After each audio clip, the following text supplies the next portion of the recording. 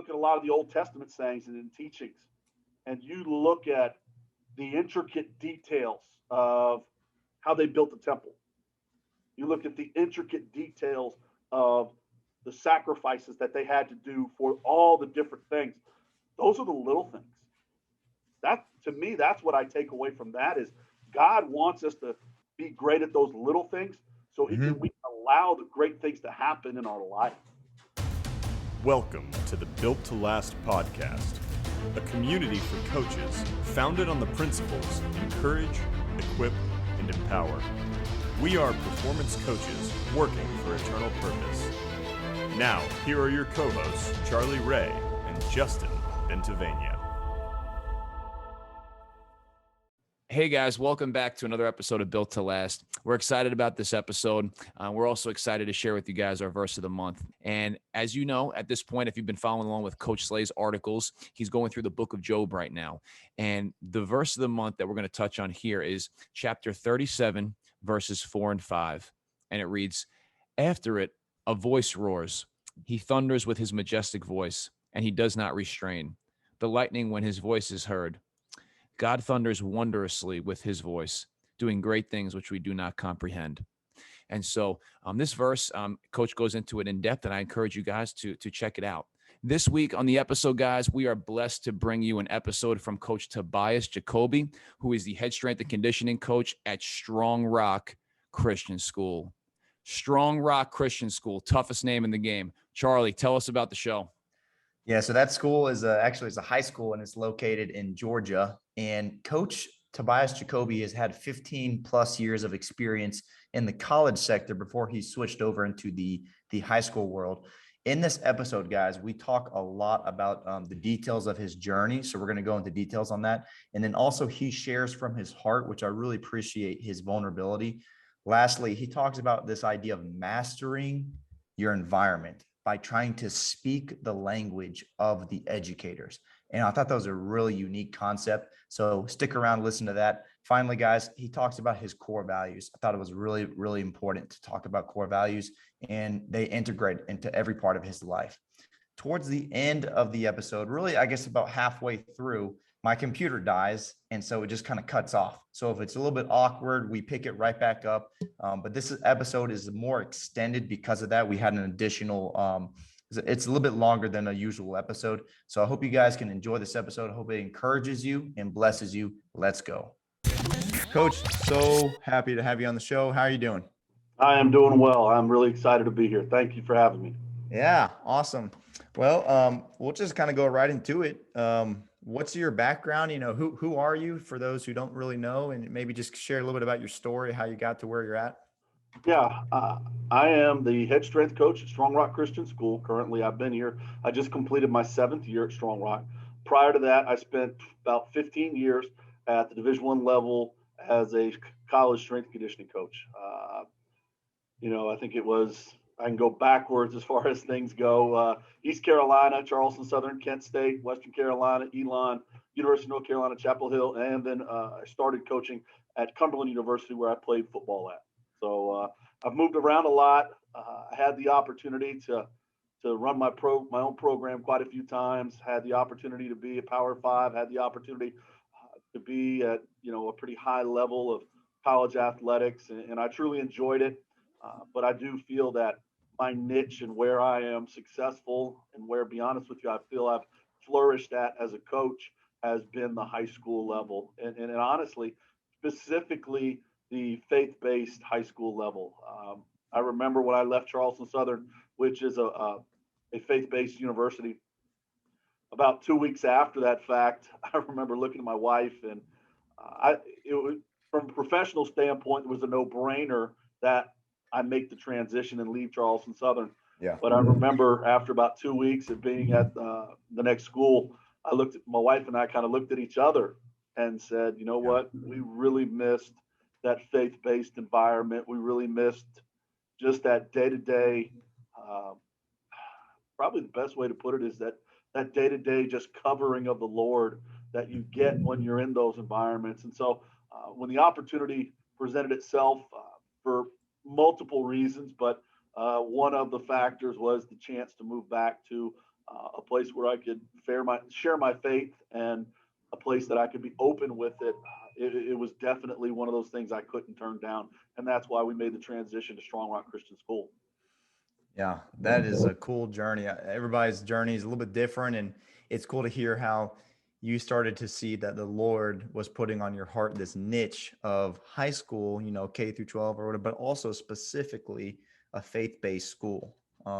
Yeah, I would love to hear kind of more about that in particular. I mean, you've been all over the. What's kind of the pros and cons of maybe a position of yours as opposed to a non-faith based?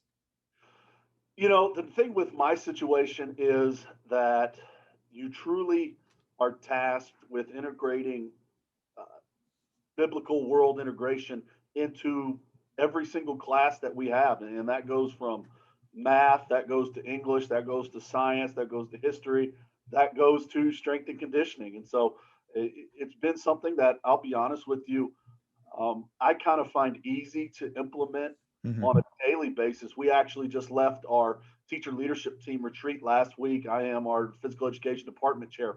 And when we talked about this subject of biblical world integration, it was okay, we have to do our BWI lesson plans, and we get observed on our BWI lesson plan.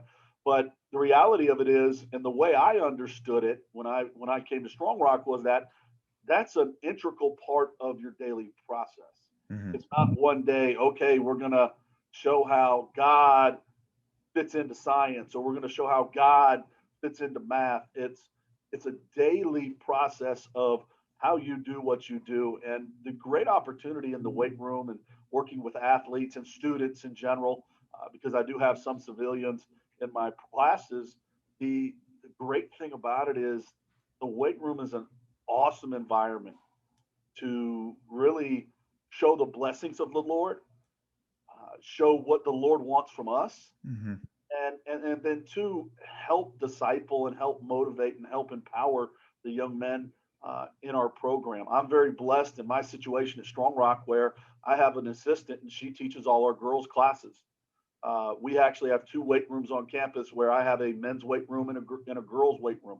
I Mm-hmm. teach all middle school and high school athletic performance classes, and my assistant, she teaches all middle school and high school athletic performance classes for our girls. I teach the boys, she teaches the girls. And so we're very blessed in the situation that Strong Rock has financially committed to that process, but understands that there is a huge piece of reaching our kids where it's somebody that they can relate to. And reality of strength and conditioning, and anybody who's been in this profession for just a small amount of time knows the X's and O's are great. Yeah. The sets and reps and exercises are all awesome, but it doesn't matter if you can't connect with your kids.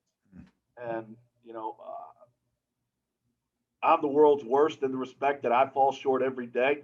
I had to apologize to my kids this morning. I broke a clipboard yesterday because I got angry. In the first, and I couldn't sleep last night. And the first thing I did when I talked to my kids this morning is I said, I want to say I'm sorry. I want to say for what I did. I shouldn't have thrown the clipboard and busted it, but what I was saying was right on point. And so it was a great teachable moment, not only for them but for me. But it was a great teachable moment for our young men to understand, our standard of excellence in our program, our everything that we do relates back to our core values of respect, excellence, accountability, and performance. And yesterday, some of our young men were not living up to those core values, and I I don't understand how you don't demand that from yourself. But at the same time, I have to temper myself and understand these are young. We've got a very young football team, and so we've got to bring them along. I've been blessed where I've had a pretty good group of the last couple of years that the kids have been easy to ingrain into our culture. And now we have a younger group that it's going to take a little process. But the neat thing that I love about my job is I learn stuff new every day. Yeah. And that's a learning thing, learning situation for me. I've got to tone it down a little bit. I had a couple of, when I was talking to some of my colleagues, they said, "Man, it's day one, Toby. You got to chill out now." I was like, but that's who I am. That's my passion. That's what I love to do. And I want young men that when they leave, I tell like kids all the time, when they leave that weight room for the very last time, my focus and goal for them to just be the best version of themselves. Mm. And I want them to do everything that they can. I don't want them to waste an opportunity to not be that, because that's what I believe God calls us to do. My life verse is Colossians 3:23, do everything as if you're doing it for the Lord, not for man. And that's kind of how I operate. It may be a little bit messed up in the head, especially as far as the world goes, but that's how I operate. And everything that I do, I'm going to try and do it the best that I can, because at the end of the day, it's not honoring me. It's not honoring Strong Rock. It's honoring the Lord. And that's what to me is the most important thing.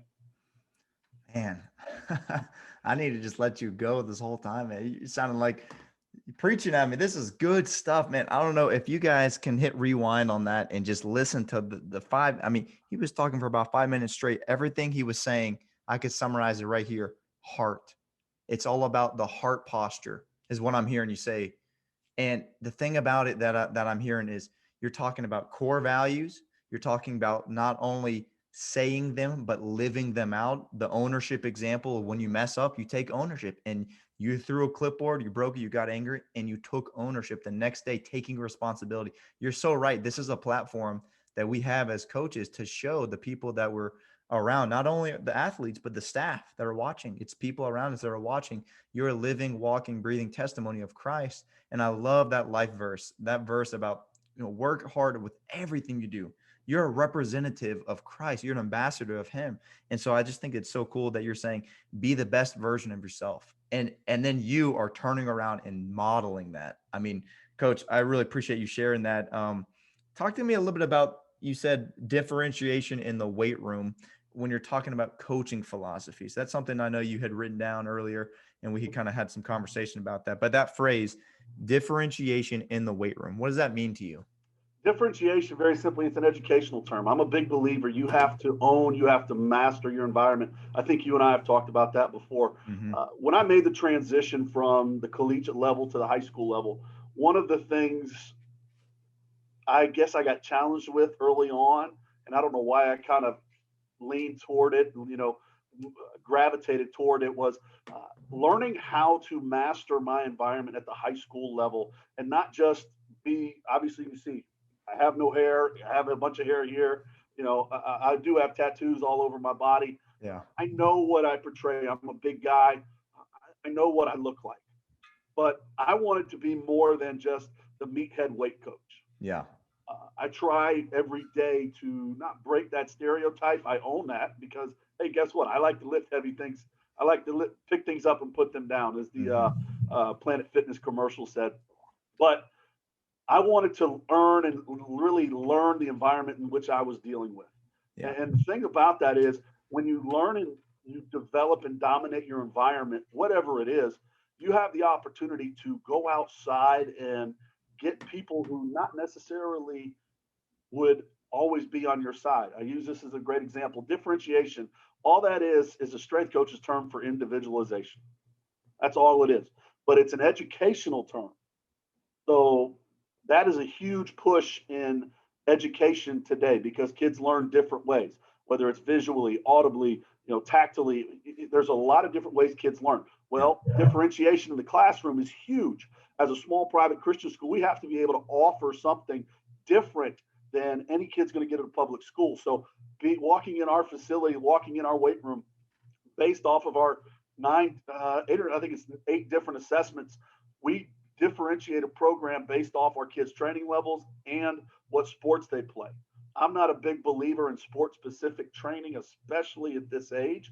We talk about middle and high school, but I am a huge believer in that there are subtle differences. On top of that, you have to understand and own the environment of who you're working with. Yeah. When I first got to Strong Rock, I had I had a family there. They owned 9 golf courses. Take a wild guess what they cared about. Golf. Yeah. So, you've been at the college level. Every place I went, everybody said, if you squatted, cleaned, or benched, you're doing the football workout. You're doing the football workout. That was a huge, I got that at a lot of places I went to. No, I'm training athletes. A lot of times, some people would believe it. Some people wouldn't. So what I did is I said, you know what? I'm not going to necessarily fight that battle. I'm going to trick people. So what I do is I classify different sports, and we have 3 different classifications. We have our artillery, our cavalry, and our infantry. I'm a military brat, so it makes sense to me. My artillery group, what those kids are, those are our implement-driven sports. Those are the sports that need more endurance as opposed to a lot of power. Those are the sports that take minimal loading when they compete. That's my sports, like my cross country, my distance kids, my pitchers in baseball and softball. We have a shooting team. We have esports at Strong Rock. Those kind of athletes. Then we have our cavalry classification. Cavalry kids, that's our contact sports.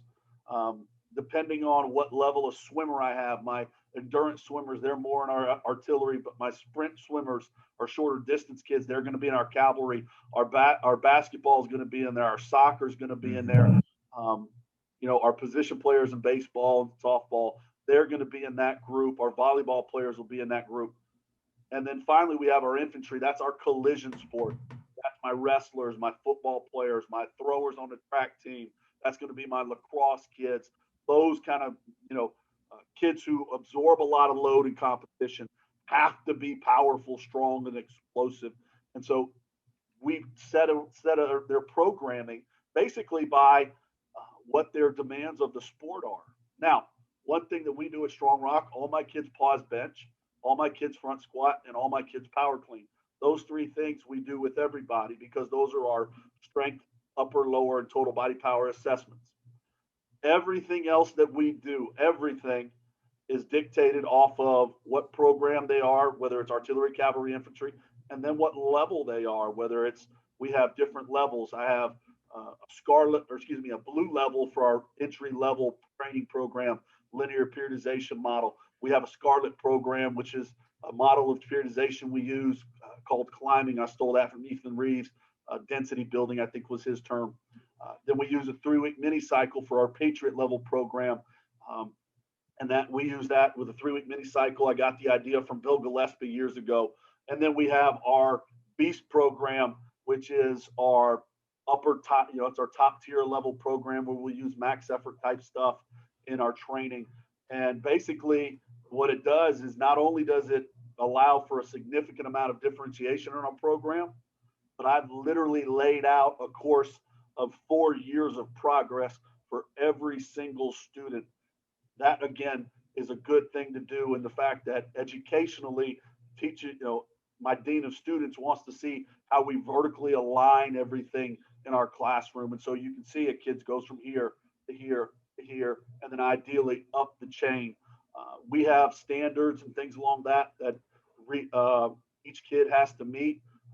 And that would probably be a podcast in and of itself. Yeah. But, it's one of those things that I've been able to really hone in on and make our program different.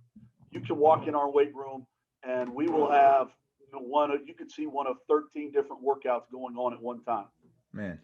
But it easily flows. I can have kids lifting together, no problem, because of the level of organization. I know one of the gifts I've been given by the good Lord was that of organization and programming. As a strength coach, I'm just really good at it. Sets and reps make perfect sense to me. I can program anything you want as far as periodization goes and whatever. Mm-hmm. So being able to organize that where we literally are using 4 different levels of periodization at one time with our classes makes sense to me. It makes, it's very simple. I don't understand and there's no disrespect to anybody, but this is me. I don't understand coaches who everybody's going to do the same thing all the time. Mm-hmm. I believe we as coaches and professionals owe it to our students, the people that are put in our care. And again, small private Christian school, mommy and daddy are paying a lot of money for them to come to my place. I got to make sure that I am meeting all the needs I can as much as possible of their child. And so being able to provide that level of personalization to each student, I firmly believe it meets what we talk about when we talk about our core values in performance. I'm providing any and everything that I can for those kids to be successful. And then again, going back to when I'm talking with my administration and I'm sitting down with my CEO and explaining sometimes what we're doing, it shows the value of the job that I have. It shows the value of the person that I am. It shows the value of what I can bring to Strong Rock. And that's always a very important thing. And again, that same way of conversation with my principal, when I can sit there and hit all the educational jargon and standards is great. A couple of years ago, we were doing our SACS accreditation for our school. And my principal walked in and we were using this rubric. I can't even remember the name of it now, but we were utilizing a rubric, and he came in and observed me. He was only supposed to stay for 15 minutes. He stayed the entire class. And he comes up to me afterwards and he says, and this I think was maybe his first year here. He says, Coach, I wish I could get every teacher to stand around the outside of this room and watch you teach. And all I did was coach. I just trained my kids. We just did normal. We did us, who we are, because I was the first, and I think I was the only teacher who hit every mark on that evaluation sheet, whether it was technology, whether it was biblical integration, whether it was, teaching models, classroom management, all that kind of stuff. I was the only one who did it from our entire school. Now, that's not saying that we have a bad school. We easily got accredited. We have unbelievable teachers, but it's tough sometimes to hit every little nuance that people are asking for on educational evaluations, especially biblically, when you have that aspect that you have to fit into it. And, I just kind of looked at him and I chuckled and I said, Mr. Herring, this is just a normal day for us. It wasn't that you walked in and I did this special, because as teachers, that's, we're getting observed today. Everybody be good. Don't mess up. Now, to say that I did that my entire time at Strong Rock, I'd lie to you. My first year, I was like, okay, I've got to do a BWI. All right, this is our guys, don't mess up this today. Here comes the principal. They're going to observe. I did do that. I admit it. Yeah. But the fact I became more comfortable with that and really just fine-tuned my craft and wanted to just be the best that I can be for my kids has allowed us to be pretty successful with our program. Do I wish we had more wins? Yes, I do. But the way I look at our success is the progress of our students and the decreased injury rates that we've had over the last 4 years. In the last 4 years, we have not had a single ACL tear in our football program. When I first got here, I think we had 6 my first year. Wow. And I don't have a lot of kids. We were playing with like 18 kids by the end of the season. Man. So that's how I evaluate our progress, is us taking advantage of just the kids that we have walking in the door. I wish we would recruit. We don't recruit because if we do, somebody needs to get fired because we're awful at it. But our kids do a great job with what they're asked to do. I am so blessed to have just unbelievable young men in my care, and I try every day to be who God wants me to be for them. Yeah, I love how you've taken your gifting of being very well organized and being able to program and use that for God's glory, where you set up a system where you have almost like, 3 classifications of your sport. And then you have a tier system of, almost like training levels 1 through 4. And then within those, you have your main 3 lifts that everybody does that are kind of your staple lifts. And it's not just, hey, this is my way or the highway. You actually integrate those into, that's your evaluation, upper, lower, total. And then the auxiliary lifts, that's where you allow for differentiation. That's where you allow for the, individualization. And I love, Coach, what you're saying about, how we always are encouraged to speak to the sport coach in their sport language. Yep. You've taken that and leveled it up and saying, I'm going to speak to the athletic director and the educators and administrators in their educational lingo. You're taking and you switch from individualization and you call it differentiation. And the thing that just blows my mind about this is there is progress. You're showing consistent progress through not only results, and you're measuring that, but you're also showing through reducing the risk of injury. So I really think that's something worth noting, is the value that you bring, God gifted value that he's gifted you in this area, and you're using it to maximize, your influence. And one of the things that shocks me too is you talked about the core values, and you talked about these different values that kind of run your program.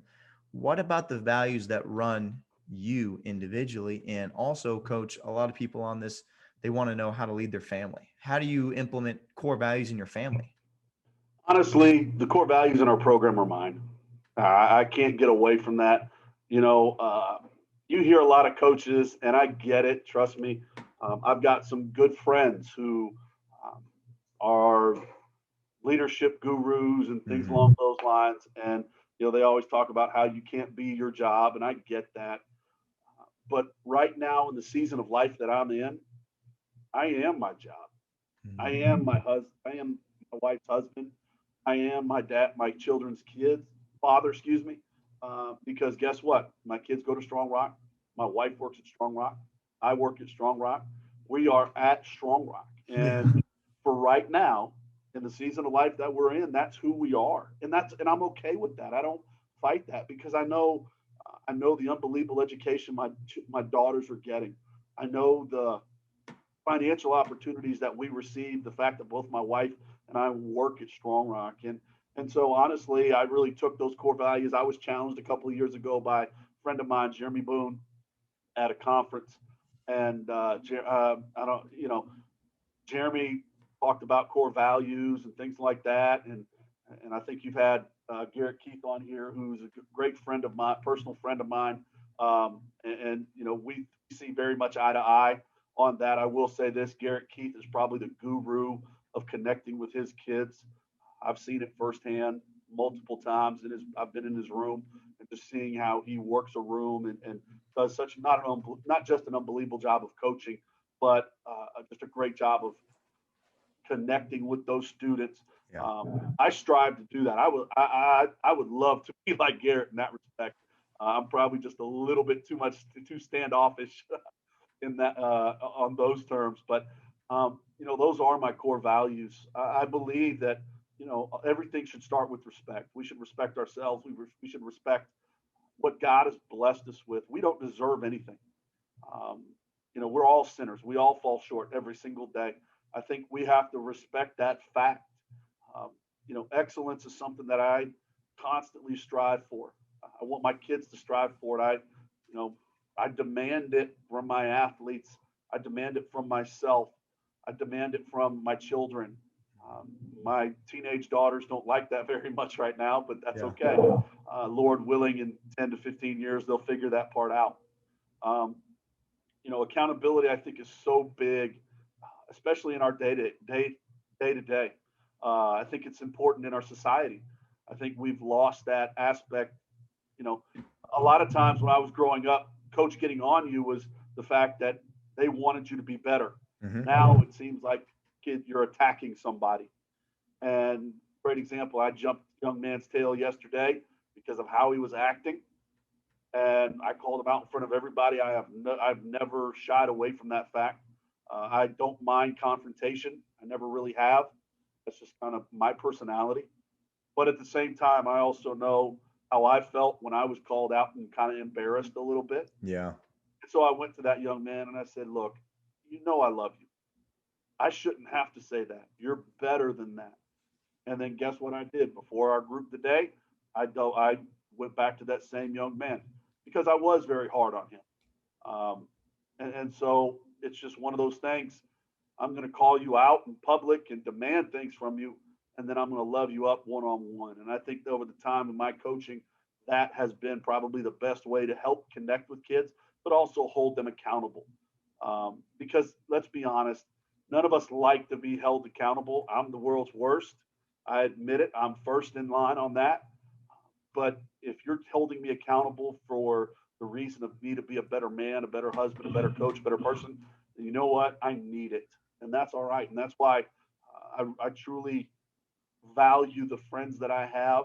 I truly value the brothers that I have that have been really just amazing parts of my life. And it's just, I use a brother in a figurative. I don't have any brothers biologically, but figuratively. Yeah. I just think that's important. And then performance, because guess what? At the end of the day, it doesn't matter if you feel bad. It doesn't matter if you feel good. You got to go get the job done. And I think, again, that's another part of, fortunately, that the world is missing today, is that God wants your best. Guess what?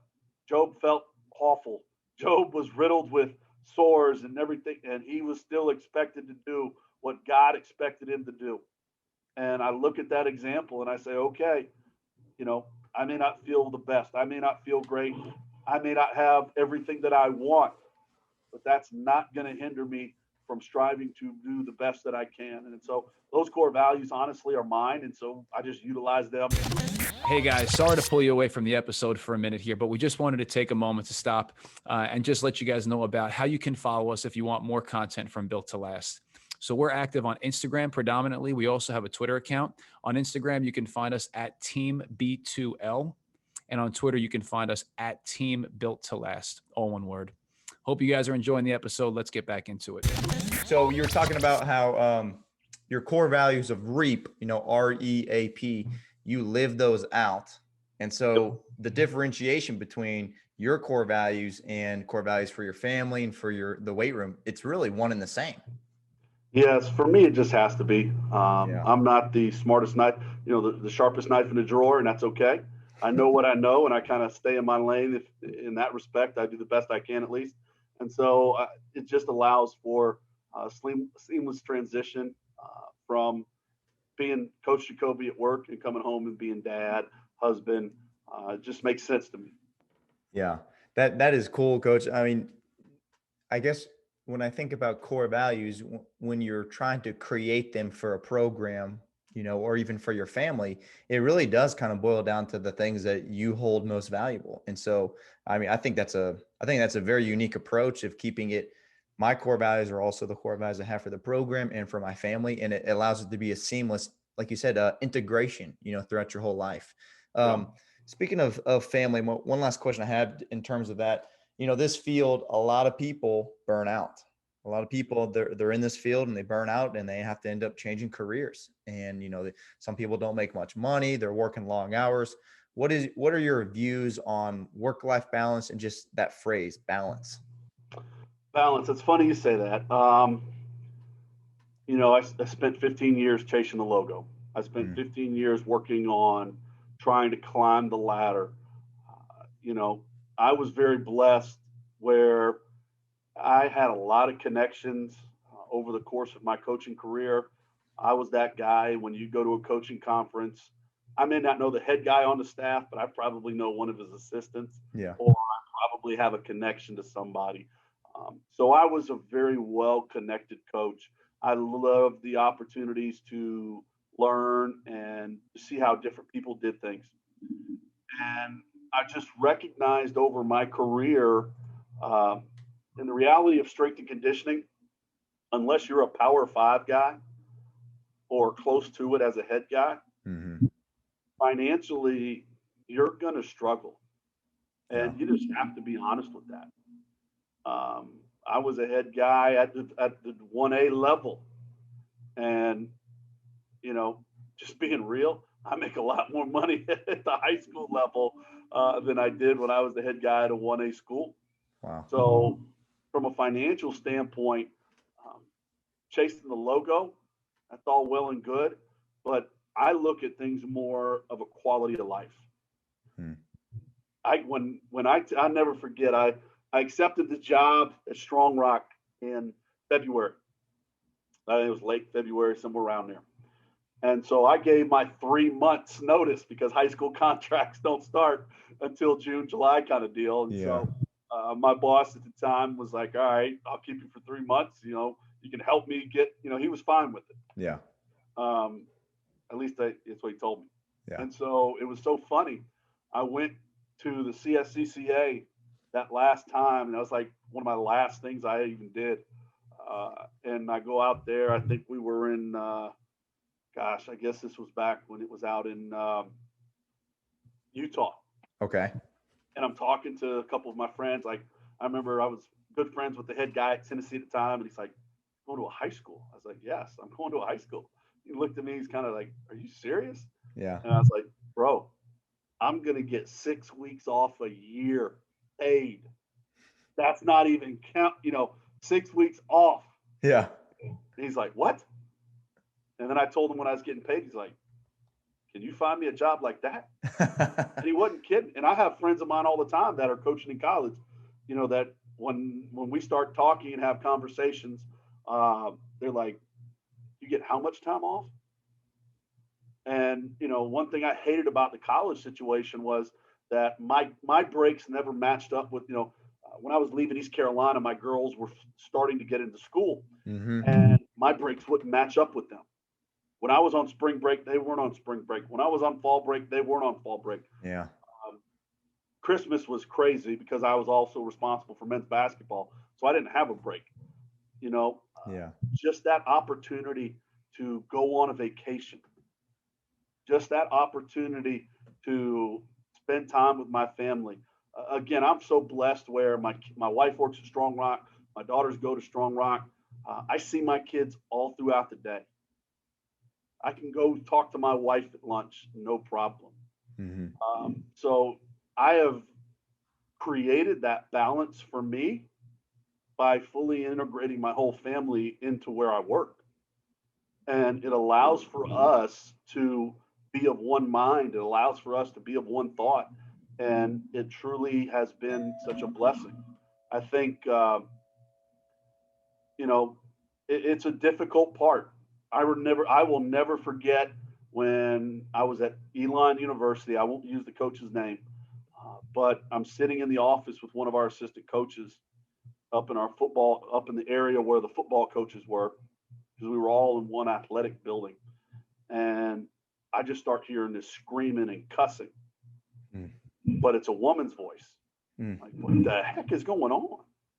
And we're watching recruiting tape, and the guy looks at me. He's like, "Oh, he's so and so." So I kind of look, I stick my head. I was sitting by the door. I kind of put my head out and look. I'm like, golly. And all I see is that coach come to the door, slam his door, and then he's screaming and cussing. You can hear him going at it. And unfortunately, a lot of marital situations in the coaching profession end up in divorce. Yeah. And I saw that kind of time after time after time, all the different stops that I had. A coach's wife is a special woman.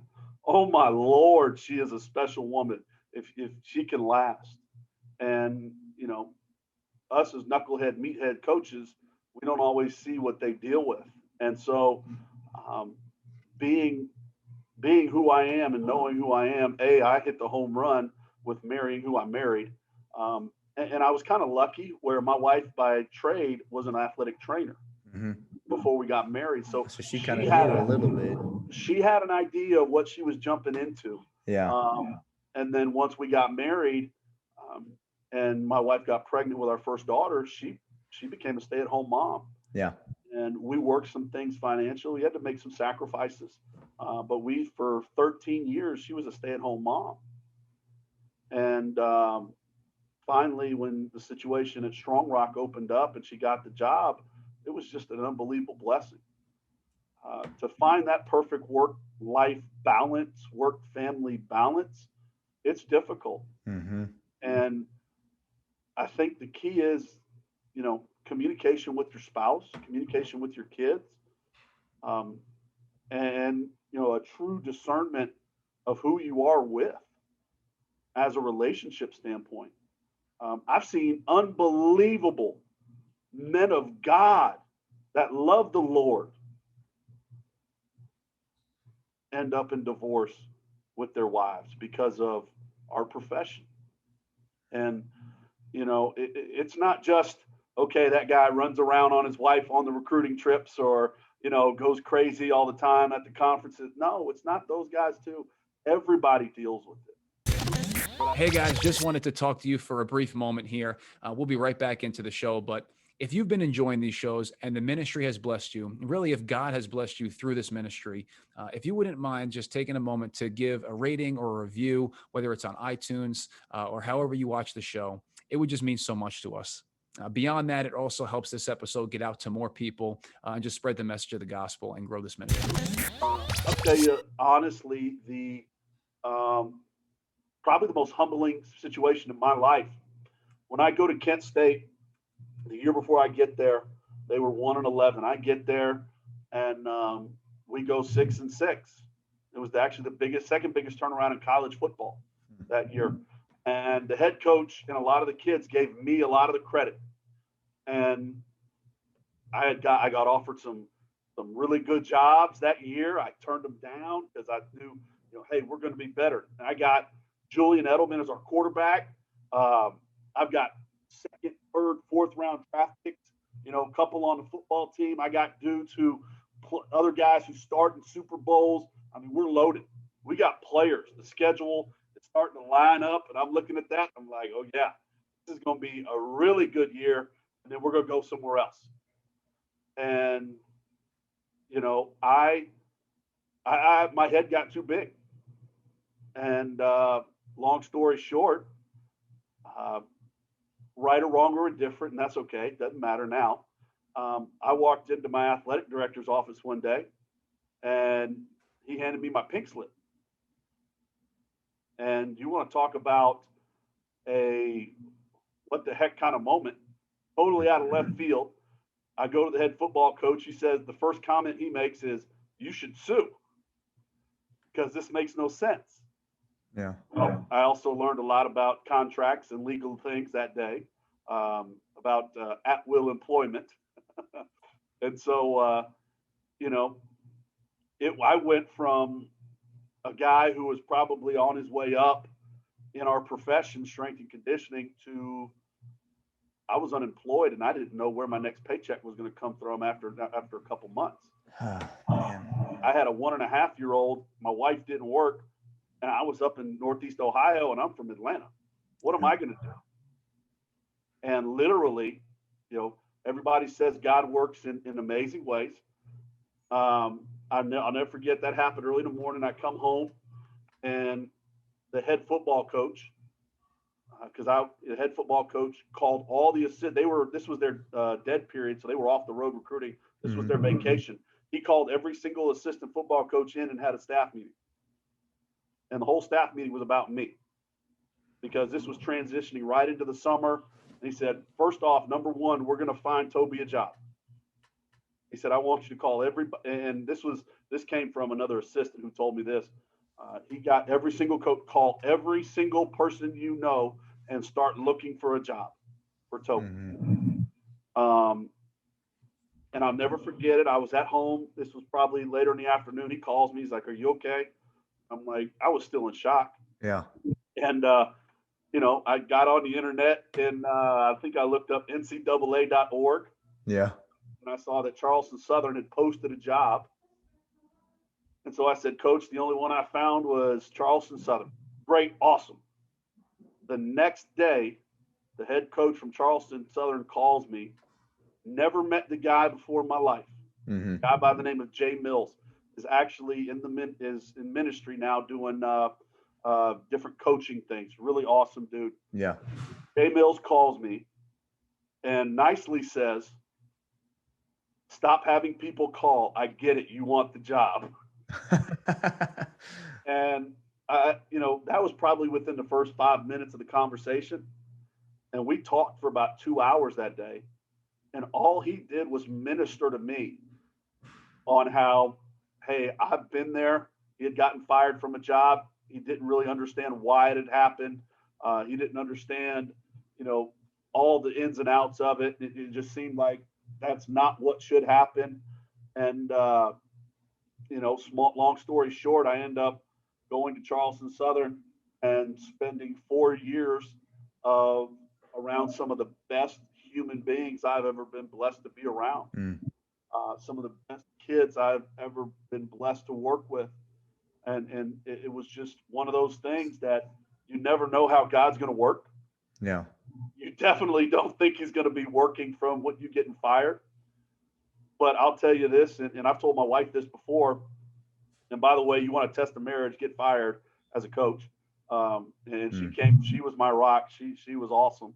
But I would not change a single thing of what happened. I would still get fired. Now, I would still get fired at Kent State. Now, there's a piece of me that says, hey, we would have been really good the next year. We'd have been a bowl game, yada, yada, yada, all that kind of stuff. But I wouldn't change it for the world, because me going to Charleston Southern was what I needed. I needed to be humbled at that point in my life. It really changed me as a husband and as a father. And all that did was help me set me up for success for where I am now. And, I am so, I'll never forget, I sent an email to the athletic director well after all that had happened and transpired. And I said, I forgive you. I wish you the best of luck. I don't know why this situation occurred, but I'm not upset with you anymore. Now, I never heard back from him. That's okay. I'm fine with that. Yeah. But, it was just one of those things I felt I needed to do. Was there anger there? Yeah, there was. Because of who they brought in after me, I was upset with that, and he didn't deserve that. And he had a relationship prior, and I had to call him eventually when I came to peace with it and say, I'm sorry, because I was wrong. But again, that's a learning point for me in my life, because as good as we as coaches think we are, as whatever guru you want to be, it falls so short from what God's glory and God's plan is for us. Yeah. And, I stress that to my kids. I try and stress it to them daily, is the little things make the big things happen. Everybody's heard that. Yep. But the little things allow for God's grace and blessings to be poured out on you. And when you do those things, he honors it.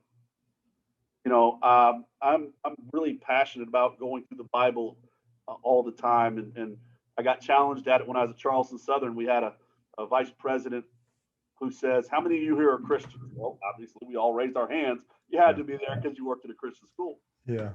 How many of you read through the Bible from cover to cover? And you're like, oh. It's like, how do you how do you call yourself a Christian if you haven't read through the Bible cover to cover? And you say that's important. Yeah. You say that you believe in the infallible word of God. And I was like, ooh, you're right. Yeah. And so after that point, I started reading and I started learning and really diving into the Old Testament. And you look at a lot of the Old Testament sayings and teachings, and you look at the intricate details of how they built the temple.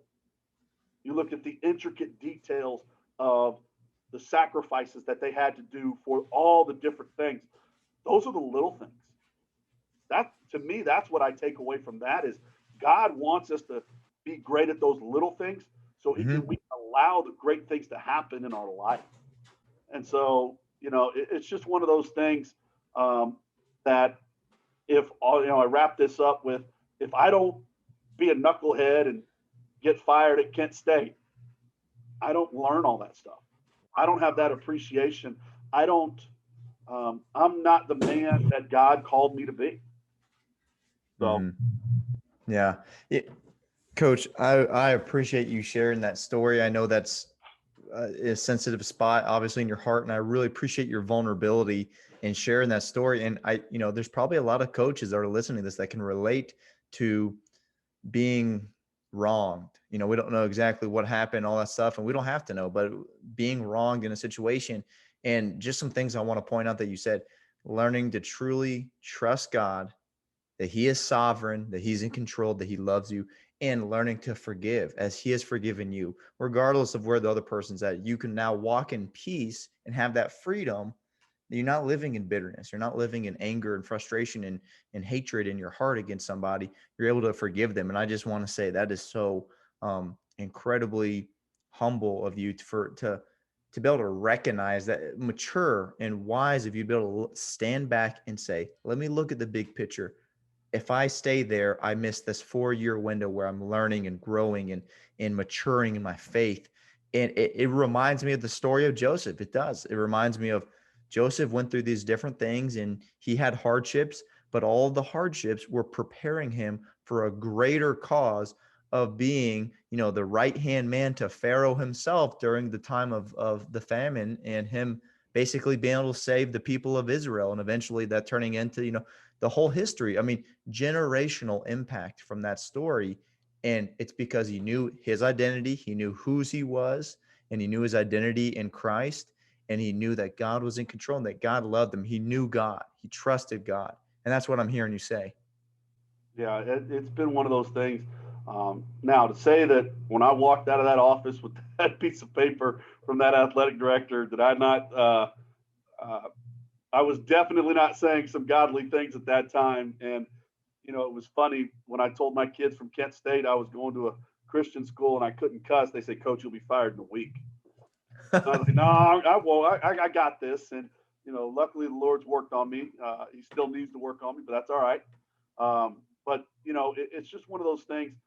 You said something neat, and discernment and wisdom, I think, is something in our profession that, unfortunately, because of a lot of different things in the world, is lacking. Mm-hmm. And I used to say that wisdom is experience plus knowledge. Yeah. And I had a conversation with a coach, and I've changed that a little bit. Okay. I believe wisdom is experience plus knowledge minus ego. And when you remove that, now, don't get me wrong, we all have egos. If you are good in this profession or in anything, you have an ego. Mm-hmm. For sure. But if you have the ability to set that ego aside and allow for whatever it is to be great in what you're doing, as opposed to you having that ego, that is true wisdom. Great example. I feel I'll use that. That's a good example of it in my own life. I'm a pretty decent squatter. Mm-hmm. Okay. Okay. God's blessed me with the ability to squat a ton of weight. I'm one of the few people in this world drug-free that squatted over 850 pounds. It's something I love to do. It's something I still do.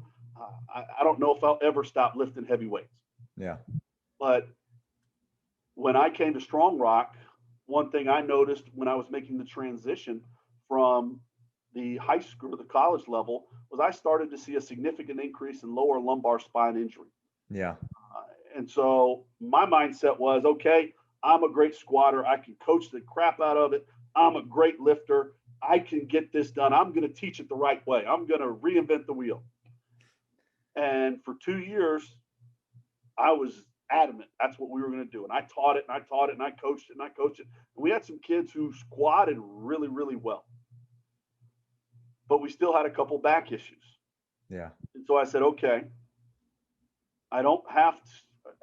I love that exercise. But am I going to live and die on that exercise because of my ego? Mm-hmm. Or am I going to figure out the best way to train my kid? Yeah. So I said, okay, I'm going to put what I like to do aside, because as strength coaches, let's be honest, as a strength coach, you do what you like to do. And 9 times out of 10, you end up programming a lot of the stuff that you like to do, or That you is did true. That is when true. you competed. Yeah. So I had to say, okay, what is going to be the best for my kids? So I started talking to a couple other high school coaches, and I started talking to a couple other people. I started doing a little bit of research and a conversation with one of my best friends, Gary Schofield. He talked about how he front squats and uses a safety bar squat. I said, okay, all right, Gary, you're a little, if you know anything, if you know Schofield at all, he's a little bit out there. And I say that with all love. He was at my house on Sunday hanging out. But I said, okay, now the wheels are spinning. And I start talking to a couple other coaches and I say, all right, I start thinking about how can I present this to myself? Mm-hmm. I have to figure, if I'm going to convince a coach, a sport coach, yourself. I got to convince myself. Yeah. And so I started thinking about, okay, what's the most important thing? Is it to be strong in our lower body? to be explosive, okay, help develop core stabilization, all right, all the benefits of squatting. And I said, okay, what's the best way to do it if I want to limit the compression on the lumbar spine? Yeah. Now, there is not a study out there that I've found yet that you can say the lumbar spine loading on an adolescent spine should be limited to this, because you know why? The reason there's no study out there is because you would have to intentionally go and mess kids back up. Yeah. I hope to God they never have those. But I've seen enough things anecdotally to know, okay, maybe the front squat's a little bit better. Mm-hmm. So I start thinking about it and I go, okay, what's more impressive, a 400-pound front squat or a 500-pound back squat? Well, 400-pound front squat's pretty impressive. Yeah. 350-pound front squat's pretty impressive. 315-pound front squat's pretty impressive for a high school kid. Okay, I can get that. It's a safer movement because guess what? I'm not going to get pinned in a rack. I'm just going to drop the bar. Worst case scenario. Yeah. Worst case. Because again, we have to manage risk in our weight rooms. Mm-hmm. I need to manage that as much as possible. So okay. So it's a safer movement. If we can get heavy at it, I could see a better benefit to it. Well, if you study the biomechanics of the squat, you understand that hamstring innervation is strictly dealt with as far as range of motion. Mm-hmm. It's deeper on a front squat naturally than you do a back squat. It just happens. Okay. The shear force is actually less on the knee because of the fuller range of motion on a front squat. So it's a safer movement, starting to think. Okay. Number one movement to increase the power clean is the front squat. Yeah. It's the staple movement for power clean. Yeah. Yeah. I'm like, okay. Why am I not front squatting? You did it. You convinced yourself. I convinced myself. And so I said, okay. I remember we were going to do our assessments at the end of that semester. We back squatted to finish off that year because we had been doing it. But I said, all right, guys, we had like 1 or 2 days left with all my returners. I said, we're going to max out in the front squat today. And we had done it in training. So it wasn't psycho that we were doing it. And we had kids front squat some pretty decent numbers. I'm like, okay, I'm just going to yank the whole back squat thing out. We're going to front squat. And ever since then, we've done it. Yeah. And honestly, that's been a big transition to, I think it's been a big piece as far as our health, as far as on the football field and basketball field and in the baseball diamond. But I say all that to illustrate the point that if I liked doing what I do, we never would have come to that conclusion. Yeah. But being willing to say, okay, let's evaluate things for the best of our kids. Mm-hmm. That's a difficult thing for most coaches to do because, like I said earlier, and you agreed with it, we do what we like and we do what we've done. Mm-hmm. Yeah, we do what we're comfortable with. Moving outside of that is difficult. Just like you wouldn't think I love coaching speed. I love speed work. It's something I truly enjoy coaching. I believe I can coach it pretty well because I've got kids who can run well. Yeah. The thing about it is I don't get to do it as much as I'd like. But it's just one of those things that I think a lot of times strength coaches struggle coaching speed. Yeah. They're not comfortable with movement. And a lot of times it's because they don't, we have our progressions and regressions and variations in the weight room, and everybody's really good at that. But how do you progress to get a kid to bound? How do you progress a kid in stride length drills? A lot of those things are left out in training. How do you progress in plyometrics? Mm-hmm.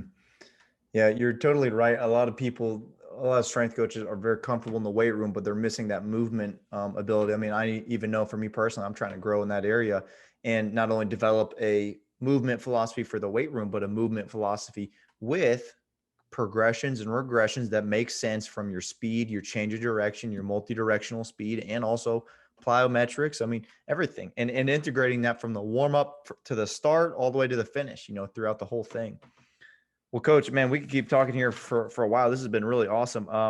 Let me jump down to two more questions, and then we'll close this thing out. I really appreciate, again, you sharing that story about that hardship. What do you think about this phrase, just a strength coach? I mean, how important is it for you to be seen as more than just a strength coach? Well, it's very important to me. I'll give you a story. When I get to Strong Rock Christian School, we have a dean of students, and our dean of students, 65-year-old lady, been in education her whole life, awesome lady. And reality of my situation is she wields a lot of power at our place. Okay. Okay. Well, early on, like I told you, I kind of gravitated to that educational language, things like that. And so when I would sit down and have conversations and utilize differentiation,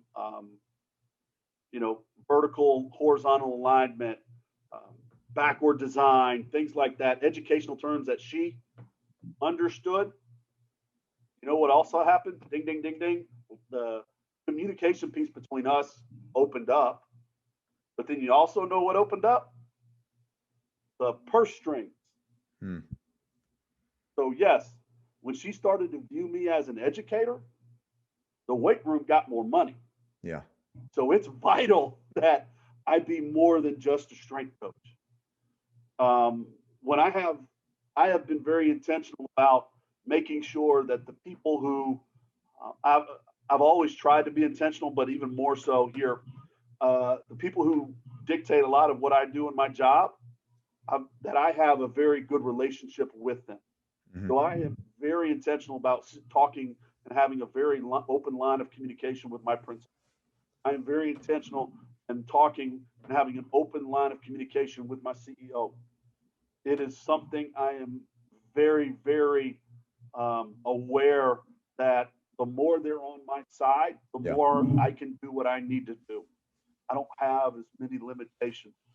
And I think it's adamant it is imperative to your success as a coach that the high school strength coach, if you're teaching classes, you have to be viewed as an educator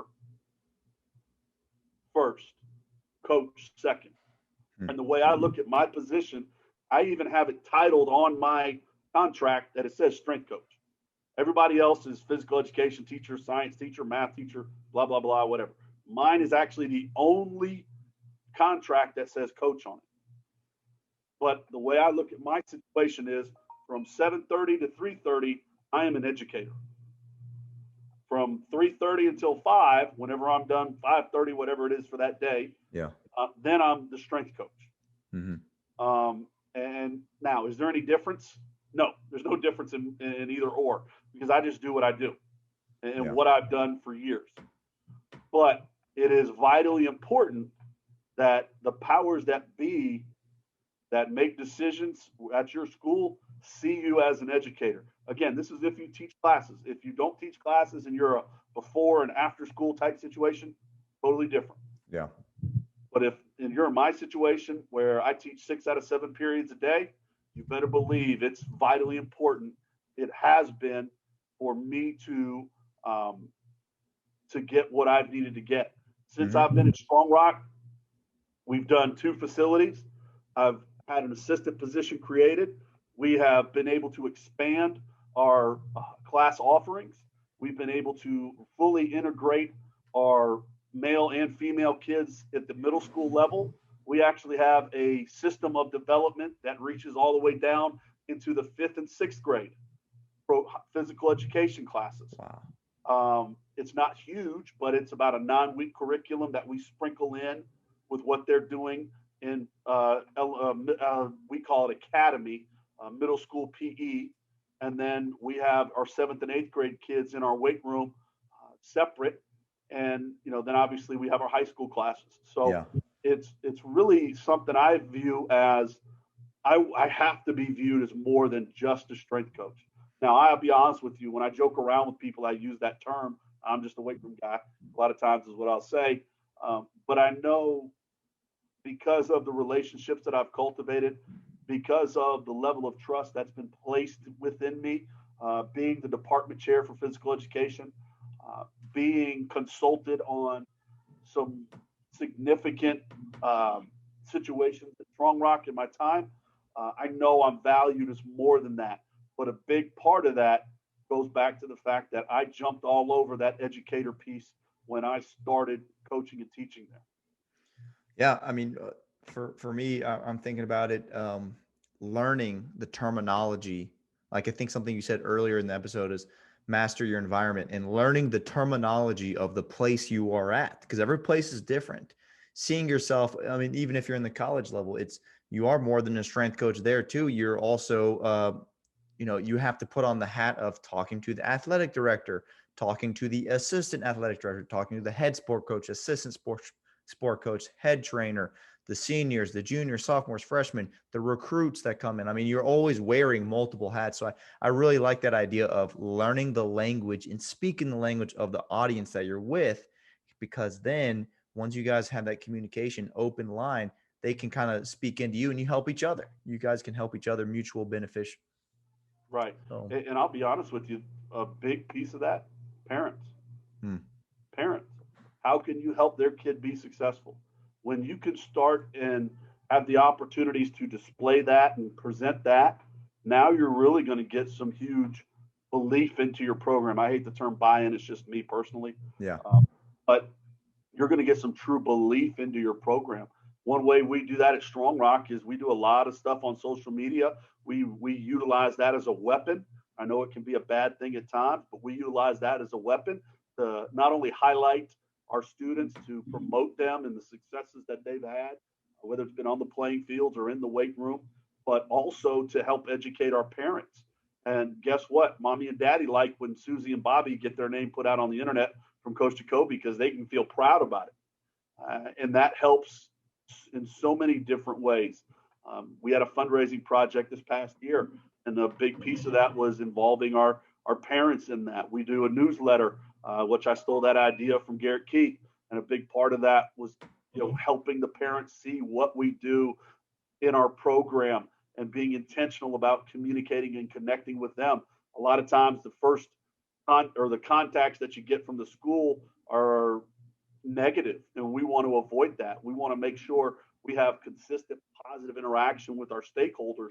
And so we send out a monthly newsletter highlighting our kids, sharing what we're doing in the weight room, talking about our staff, giving out nutritional information, just little tidbits here and there that allow for everybody to believe in what we're doing. And it's not just the coaches, it's not just the students, it's not just the parents, it's not just the administration. It's an everybody, all comprehensive piece. Yeah, I love the creativity and the energy I'm feeling from you. Just always trying to get better. And it goes back to your core values. You're trying to honor the Lord with everything that you have. Coach, if you had to give, last question here, if you had to give spiritual advice and a strength and conditioning advice, what would be one piece of advice you could give to our listeners? I think I would just go back to my life first. Yeah. It'd be one and the same. Okay. And everything that you do should honor the Lord. I think we, as a society, that's countercultural, because I had a basketball coach that I played for in high school. Ken Ross was unbelievable man, and it impacted me in so many different ways. But, he used to always say, you guys want something for nothing. And at the time, I didn't really understand that. I was a stupid 9th, 10th, 11th, 12th grader. But obviously, as I've grown older, I've seen the wisdom in his statement. Yeah. And I didn't recognize in what that meant, but I understand it a lot better now. And I think if you are focused on doing everything you can to the best of your abilities, everything will take care of itself. Because guess what? God's in control. It doesn't matter what you want. It doesn't matter what I want. God's plan is so much better. Just like my situation at Kent State, where it didn't make any sense. But God's plan was so much better for me in my life. Just focus on what you can and do everything that you can, the best that you can, because you're trying to honor him. Yeah. And for those of you who didn't catch the verse, that's Colossians 3:23. In everything you do, work at it with all your heart, as if working for the Lord, not for man. Love that verse. I think that's a great way to end our show. Coach, if some of our listeners wanted to reach out to you, what's the best way to contact you and get in touch with you? Pretty active on social media. We have a Facebook group. You're more than welcome to try and join. Got to answer a couple questions. That's not a big deal, but we're on Twitter, Instagram. I think my school account is SRCS_strength on Twitter and Instagram. And then my personal Twitter account is Tobias Jacobi 1. You can reach out to me there. If you want to give me a shout, my email is tjacobi@strong-rock.com. Man, thank you so much for being on the show, Coach. One last thing, we always like to end our show with doing some prayer. And besides, praying for your family, what else could I be praying for you? Really, our vacation Bible school at our church right now. We've got, Lord willing, I've got some commitments in the evening where I can't able to work, but my wife and my daughters are there working, and we've got an awesome opportunity at our church. And just praying for our vacation Bible school would be something I would really, really appreciate. Awesome. And Coach, do you have $2, $1? I have 2 daughters. Sydney is 14, going to be 30 probably soon, is what she thinks. And Millie is just turned 12 this past weekend. So, man, congratulations. All right. Well, let me just say a quick prayer. Heavenly Father, I thank you for this time, getting to catch up and getting to connect with Coach Jacobi, Lord. I just thank you so much for his heart, his vulnerability, and his willingness to share from his heart. Lord, I pray that you would bless him as a father, Lord, as a husband, as a man of God, in his work as a educator, as a strength coach, Lord. So many different things that you've given him, God. I pray that he would honor you with all his heart, soul, mind, and strength, that he would love you, God, and grow in his knowledge of you, Lord. I thank you, God, for his faithfulness to present the gospel boldly and fearlessly as an ambassador for Christ, Lord. I pray that you would be with him and his family, help him to disciple his daughters, Sydney and Millie. I pray that he would love them well. Lord, I pray for this vacation Bible school, Lord, that it would be an opportunity for many people to get grounded in their faith and to come to know you. And I just pray that you would help him in the local church, Lord. This is going on all around the summer right now. I pray that all vacation Bible schools would be there for making disciples and equipping them and growing them in their faith, Lord. Again, we love you, Lord. We thank you for your faithfulness and your grace. Amen. Amen. Thank you for listening to the Built to Last podcast, where we encourage, equip, and empower coaches to live out their core values where they live, work, and wherever they build relationships. Have a blessed day, striving to build lasting impact.